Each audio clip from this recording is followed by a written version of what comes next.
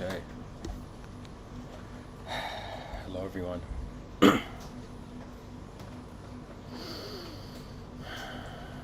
Honestly, my laptop has 15% battery life, and at the same time, I want to at least try to give a part one to this episode where how do I say this to the listeners? Pretty much, my process of giving these talks is that I see something new behind my eyes and then I talk about it. For me, language is like, you know, language is like an image dictionary. And every word used in the way it is in some sense an introduction to a visual universe. The greatest thing that language has done, for many it's considered poetry, and the greatest achievement of poetry is to go as far as it can towards the unknown before it lets go of the human archetype. You find this in ancient poetry, for example, that of Rumi, Hafez, Attar.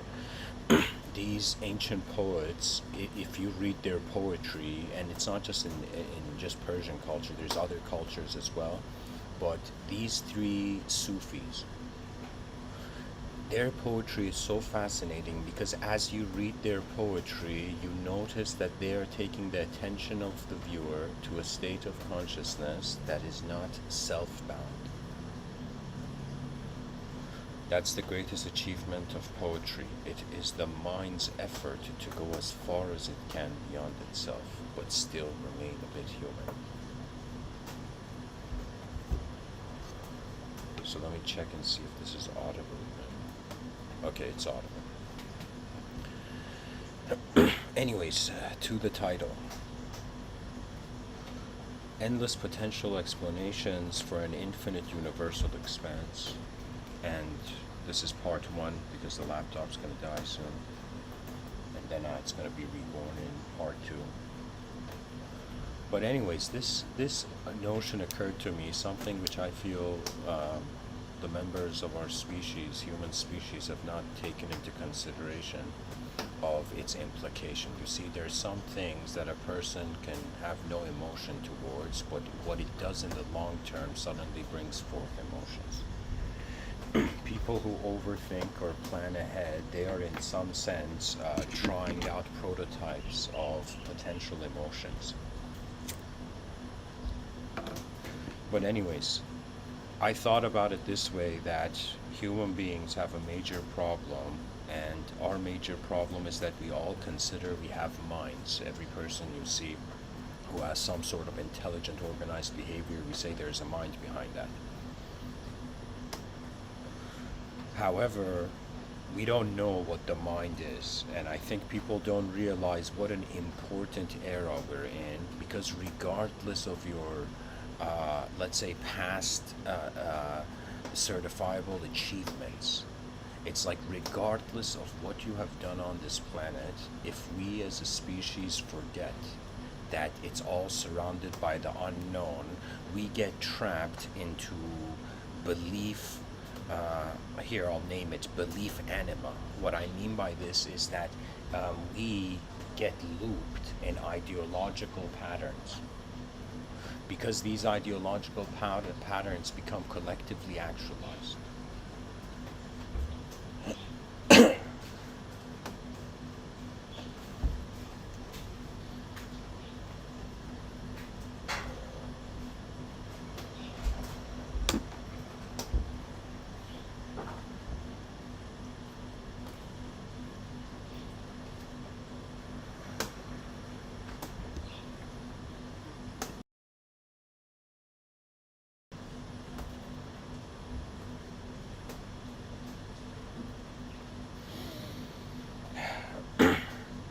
Anyways, what I'm trying to say is we're living in the post era. Not post, the pre-knowing what the mind is era. We're living in that time. We're living at a time where we are still unknown. Maybe 10,000 years from now, or thousands of years from now, the species would have an incredible clarity on all those things that in 2022 are an obstacle. You see, the brilliance of the future is that it reveals victory. You know, I understand how it, like if somebody was to ask me, hey, Mr. Within, in regards to your study of mysticism and psychological states, what would you recommend to be the highest psychological state for someone wondering about the true nature of reality and their own true nature? And I would say, really, in yoga, they did have a classification. I think this classification can apply right now, where they had the Bhakti yogi, they had the Karma yogi, Raja yogi, and the Janani yogi, you know. And so the idea of these was that in some sense the Bhakti yogi was that human being who had chosen love as the ultimate state. You know, I even remember hearing certain mystics on YouTube talk about it in a way where it's like God comes and holds your hand and reveals to you the true nature. That means if somebody chooses to be a loving being, that is honestly the highest classification of a state of psychology that goes towards the truth. Love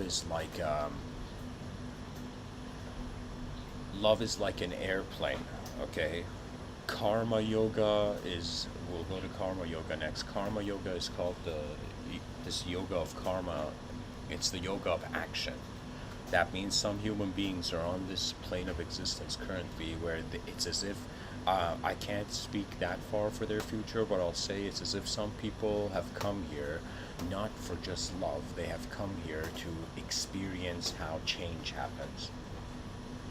That means imagine it's like a planet is an opportunity for fields of intelligence to animate individually.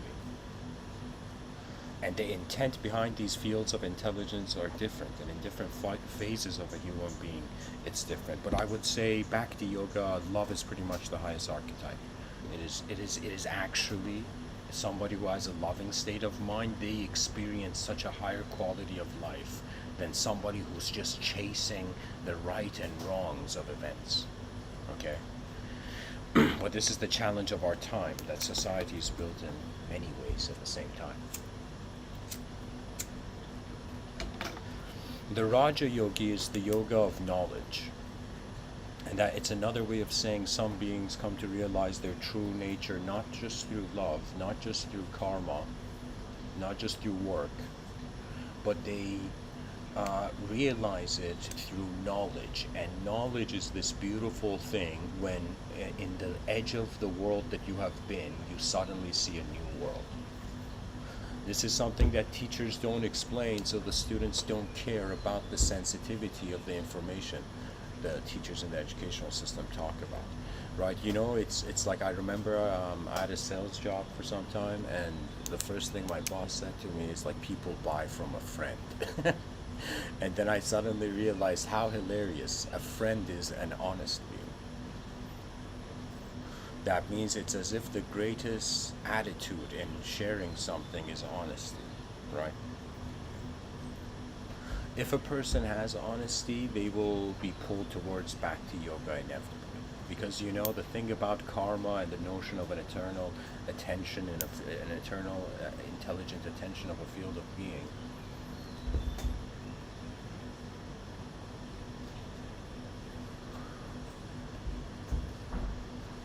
it's kind of like I'm saying the world is designed so we can't see its edge. Because we can't see its edge, there can be no 100% confirmation of truth all the time. And if a karma yogi or even a Raja yogi, you see, where does knowledge come from? It comes from the events of reality. A lot of people in the New Age community, at least the impression I have, is that they have found a cultural glitch, but they haven't understood the value of true mysticism. That means mystics are such rare human beings that there should be like Nobel Prizes for them. Let me tell you why. Because it's about how much the psychology chooses to incorporate or involve with its own senses, right? For example, we can say someone who's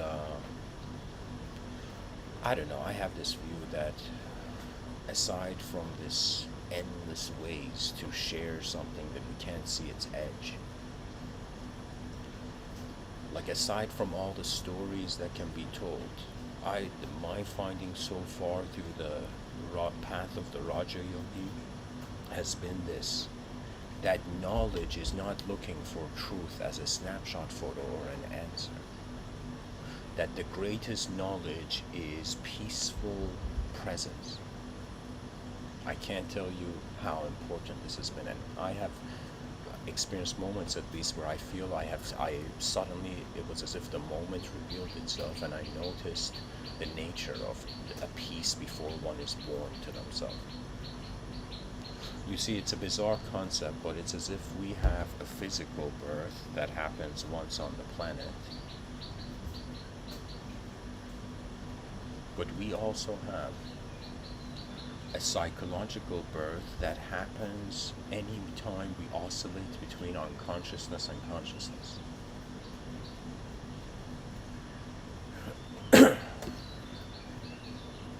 This is another way of saying